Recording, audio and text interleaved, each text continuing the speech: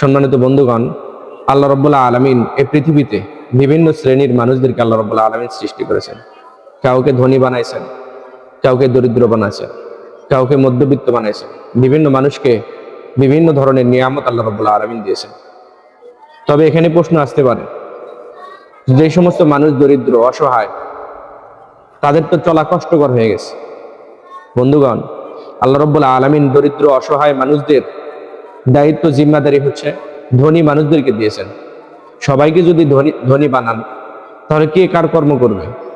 কেউ কারো কর্ম করতে চাবে না। আল্লাহ রাব্বুল আলামিন সুন্দর এই পৃথিবীকে নিয়ম কানুন দিয়ে আল্লাহ রাব্বুল আলামিন সৃষ্টি করেছেন।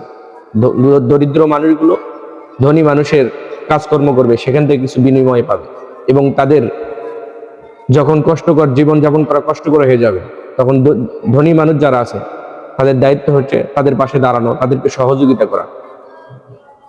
কিন্তু দরিদ্র মানুষদেরকে যদি আমরা সহযোগিতা না করতে পারি, সাহায্য না করতে পারি, তারা বিপদগ্রস্ত হবে। এমনও হতে পারে তাদের ঈমান বিনষ্ট হয়ে যাওয়ার সম্ভাবনা আছে।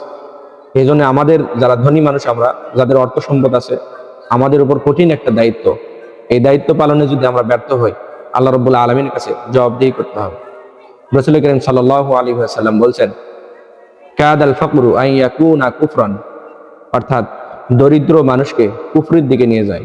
অর্থাৎ কোনো মানুষ যখন অসহায় দরিদ্র হয়ে যায়, অভাবের মধ্যে পড়ে, স্ত্রী সন্তানদেরকে চালানোর মতো যদি সামর্থ্য না থাকে, তখন এই মানুষ অন্য পথে হাঁটা শুরু করে। এমনও হচ্ছে আমাদের সমাজে যে দরিদ্র মানুষের পাশে এনজিও গুলো দাঁড়াইতেছে, তাদেরকে বিভিন্ন প্রলোভন দেখিয়ে তাদেরকে ঋণ দিতেছে। ঋণের বোঝা যখন বেশি হয়ে যায়, তখন তারা কোনো দিশকুল পায় না, তখন এনজিও এসে বিভিন্ন ধরনের চাপ প্রয়োগ করে। শেষ পর্যায়ে তাদেরকে প্রস্তাব দেওয়া হচ্ছে, বর্তমান আমাদের দেশে দেখতেছে, তো তোমার ধর্ম ত্যাগ করে যদি আমাদের ধর্মে আসতে পারো, তাহলে তোমাকে আর ঋণ পরিশোধ করতে হবে না।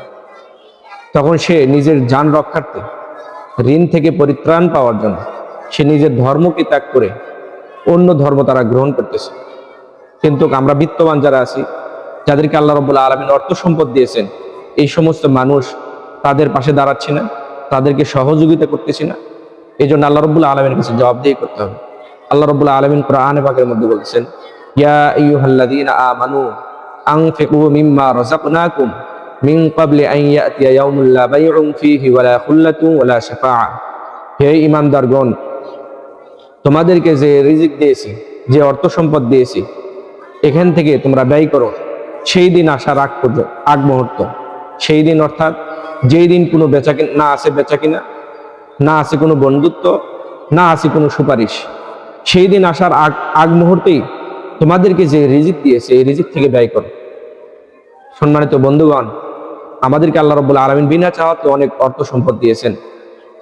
মৃত্যুর পরে আমাদেরকে আর কেউ সহযোগিতা করবে না, আমাদের অর্থ সম্পদ আর কোনো কাজে আসবে না।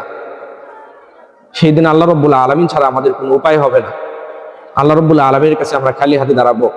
আল্লাহ রাব্বুল আলামিন যদি জিজ্ঞাসা করে, তোমাকে অর্থ সম্পদ দিয়েছিলাম, তোমার পাশেই অমুক দরিদ্র মানুষ, সে অর্থের কারণে ধর্মান্তরিত হয়েছে, অন্য ধর্ম গ্রহণ করেছে, তোমাকে যে আমি অর্থ সম্পদ দিয়েছি, সেই অর্থ সম্পদ তুমি তাদের কাছে ব্যয় করেনি, তাদের পাশে দাঁড়াওনি, তোমার সম্পদে তুমি যাকাত দাওনি, আল্লাহ রাব্বুল আলামিনের কি জবাব দিব আমরা বলেন?